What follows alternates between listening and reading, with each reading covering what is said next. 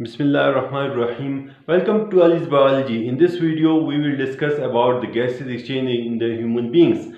Now, in case of human, there is a specific system for the gaseous exchange, and that is called as the respiratory system. So here we will have the human respiratory system. So it is divided into two main parts, which are the air passageway and the lungs. So air passageway, it is then divided into these parts. So we will discuss these parts with the help of this diagram. Now if we look at the diagram, so we have the nostril. Each of the nostril, it will open into a nasal cavity, and then this nasal cavity, it opens into the pharynx.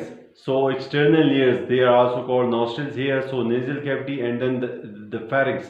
Now this pharynx, it has a dual nature because it is connected to our esophagus, which is a part of digestive system, and it is also connected to the trachea, which is a part of respiratory system. Now pharynx, this will lead into the, we can say, this larynx, which is the anterior portion of this trachea. This larynx, it is the anterior portion of this trachea, and it is provided by the vocal cords, and the vibration of these vocal cords, they are responsible for the production of the voice. So that's why this larynx, it is also called as the voice box.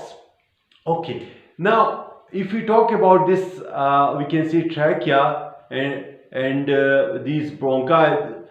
So this trachea, it is divided into two branches, which are collectively called as bronchi, but the singular will be bronchus. So I have shown here the left bronchus, which is entering into the left lung. Now, okay, after, if we look at the trachea and each of the bronchus, so these are lined with the ciliated and glandular cells. So what is the function of these ciliated and the glandular cells? Whenever the air enters into the nostril, so what happens, that most of the dust particles get trapped by the cilia and the mucus present inside the nostrils. So in this way the air becomes clean. But sometimes it happens that some of the dust particles, they may enter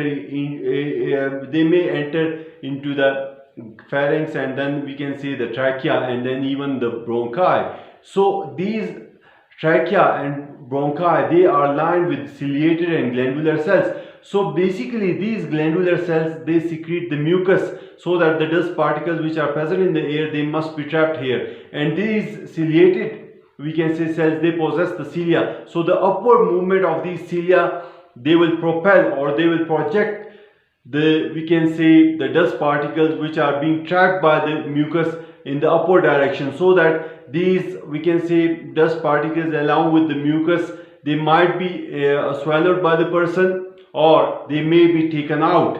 Okay, then if we look at the, we can say, the structure of this trachea and the bronchioles, we will observe this thing, that they are being provided by the C-shaped cartilaginous rings. So what is the function of these C-shaped cartilaginous rings? They basically prevent the collapsing of the trachea and these bronchi. Okay, then when we can say the bronchi, when they enter into the lungs, so they are being further divided into small branches, which are called as bronchioles. So at the end of each bronchiole, we will have the, we can say, cluster of air sac like structures, which are called as the alveoli, or we can also call them as cluster of pouches.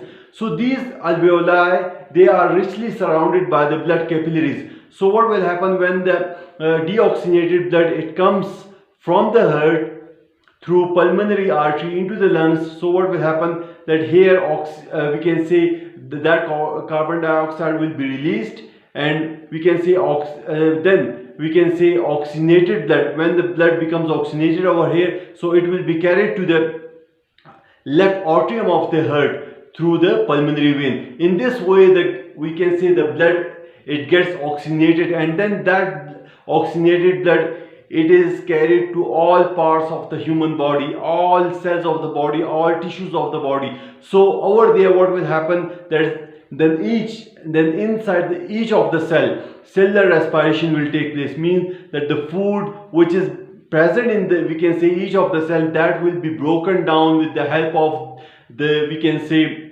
the oxygen which has been transferred from the lungs. which is called as aerobic respiration. I hope so that you understand. Thank you very much.